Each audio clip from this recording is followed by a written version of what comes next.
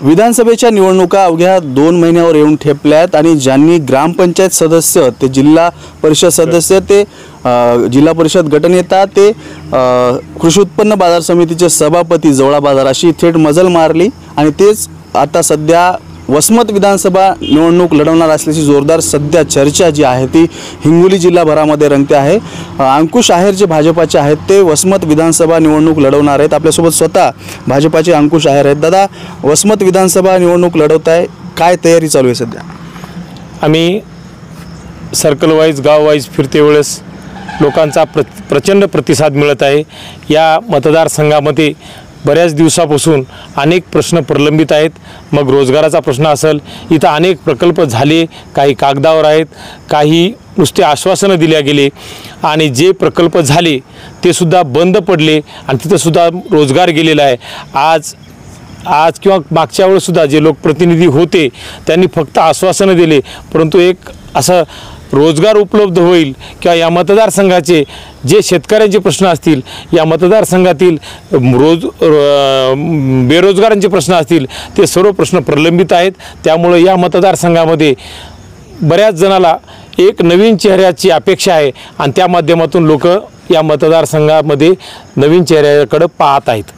शेतकऱ्यांचे प्रश्न महत्त्वाचे आहेत। आपण पाहिलं की पूर्णा बॅरेजेससारखे बंधारे आज सुद्धा प्रलंबित आहेत, अजून किती वर्ष झालेत त्याला, पण अजून सुद्धा शेतकऱ्यांसाठी उपलब्ध झाला नाही तो प्रकल्प। मी गेल्या 25 वर्षापासून राजकारणात आणि समाजकारणात सक्रिय आहे। मी 25-30 वर्षापासून बघतो की पूर्णा बॅरेजेसचं काम होणार आहे, कधी तर म्हणजे मंजूर झाले, कधी प्रशासकीय मान्यता झाली, कधी वर्क ऑर्डर झाली, कधी मला एस्टिमेट झालं, परंतु तो प्रश्न आतापर्यंत मार्गी लागला नाही। अजून खरं काय तेही माहीत नाही।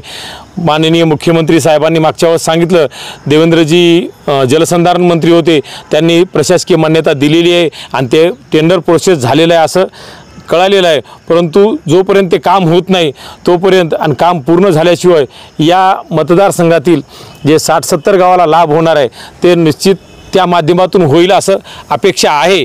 परंतु रोकडेश्वर सूतगिरणी असेल, त्रिमूर्ती स्टॉक फ्लाय असेल किंवा मॉडर्न मार्केट असेल, आणखी ऊस संशोधन केंद्र असेल, हळद संशोधन केंद्र असेल, जे प्रकल्प होते ते बंद पडले आणि रोजगाराची निर्मिती या मतदारसंघात पाहिजे त्या प्रमाणात झालेली नाही, म्हणून लोक प्रचंड नाराज आहेत। 2 सहकार मंत्री लाभतात वसमत विधानसभेला, पण मंत्रिपद देखील लाभतात, पण काहीच उपयोग होत नाही रोजगारासाठी। बेरोजगार तरुण आहेत। कसं आहे, जे आमदार होतात त्यांना ज्या गोष्टीमध्ये इंटरेस्ट आहे त्या गोष्टी रोड, लाईट किंवा एखादं सभागृह किंवा याच्यातच जास्त इंटरेस्ट आहे, परंतु हा मतदारसंघ शेतकरीचा मतदारसंघ आहे।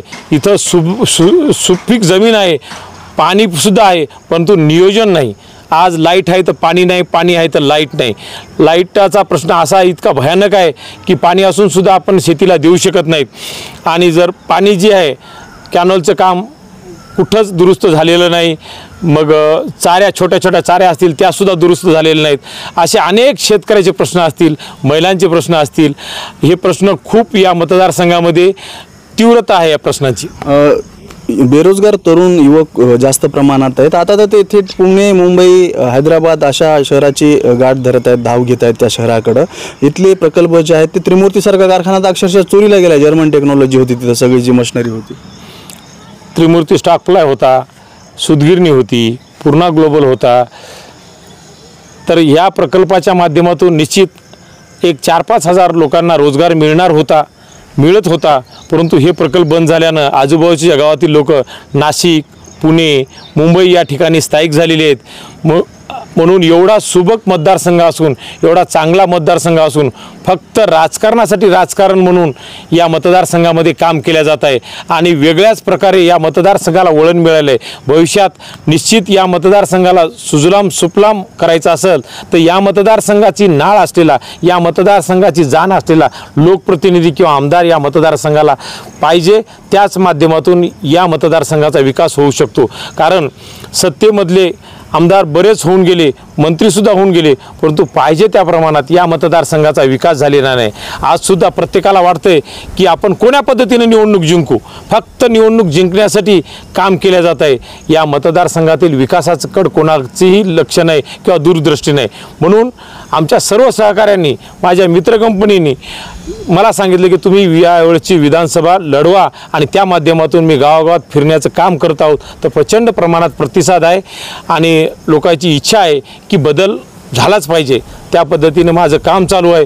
पक्षाच्या वतीनं सुद्धा आम्हाला सांगितलं ज्याला तिकीट मिळेल, आम्ही 4-5 जण इच्छुक आहोत, ज्याला तिकीट मिळेल त्याच्यासोबत आम्ही सर्वजण राहणार आहोत आणि एकजुटीनं त्याचं काम करून या वसमत विधानसभेवर आमच्या विचारसरणीचा लोकप्रतिनिधी आम्ही निश्चितपणे निवडून आणणार आहोत. एक शेवटचा प्रश्न, हिंगोली लोकसभेसाठी भाजपाची मंडळी इच्छुक होती, पण ऐन वेळेस ही जागा शिवसेनेकडेच गेली, त्यांची नाराजी झाली. आता सुद्धा विधानसभेसाठी इच्छुक आहेत, हिंगोली असेल, कळमनुरी असेल, वसमत असेल, ऐन वेळेस दुसरीकडेच जागा जाते. मग कसं काय, नाराजी वगैरे वाढणार आहे त्याच्यामुळे? या 3 पक्षाचं आणि आणखी घटक पक्षाचं मिळून हे महायुतीचं सरकार आहे आणि लोकसभेची पहिलीच निवडणूक होती, म्हणून एकमेकांमध्ये इतक्या प्रमाणात अंडरस्टँडिंग असायला पाहिजे त्या प्रमाणात अंडरस्टँडिंग नव्हती.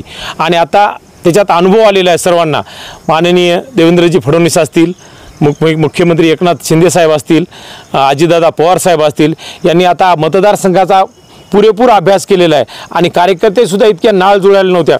म्हणून आणि कालच्या लोकसभेच्या निवडणुकीमध्ये निश्चित कुठं ना कुठं पोळाल्यामुळं ताकसुद्धा फुकून पितात. त्या मनीप्रमाणे आज महायुतीचं सरकार हे निश्चितपणे त्याप्रमाणे काम करील आणि जो पक्ष या ठिकाणी जो पक्ष आणि जो उमेदवार निवडून येईल त्याच उमेदवाराला निश्चित तिकीट भेटणार आहे आणि तोच उमेदवार विजयी होणार आहे. 216 गावं येतात वसमत विधानसभेमध्ये. किती गावं फिरणं झाले, गावखेड्यातमध्ये भेटी घेत आहेत शेतकऱ्यांच्या, कार्यकर्त्यांच्या, काय प्रतिसाद? नाही, निवडणूक म्हणून फिरणं हा भाग वेगळा आणि गेल्या 25 वर्षापासून या मतदारसंघाशी माझा घनिष्ठ संबंध आहे. माझा जन्म इथला आहे, माझी कर्मभूमी, जन्मभूमी सर्व ही मतदारसंघ याच वसमत विधानसभा मतदारसंघात झालेली आहे. म्हणून निवडणुकीपुरते बरेच जण फिरतील आणि निवडणूक झाली की त्याची दुकानदारी बंद करतील, अशा प्रकारचा मी कार्यकर्ता नाही.